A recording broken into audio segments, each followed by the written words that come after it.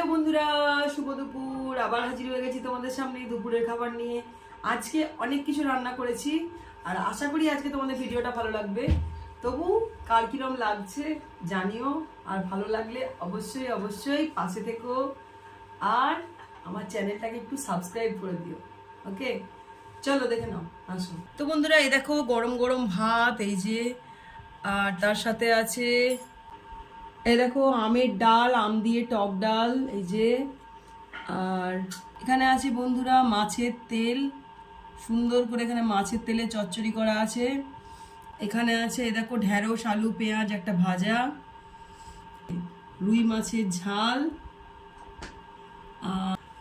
পোস্ত দিয়ে আর তোমার টক দই দিয়ে আর একটু সর্ষে দিয়ে এই যে রুই মাছ ভাপা আছে, আমের চাটনি। তো বন্ধুরা, এই হচ্ছে আজকে আমার দুপুরের মেনু। দেখে নাও কেমন লাগলো, অবশ্যই অবশ্যই জানিও। টাটা।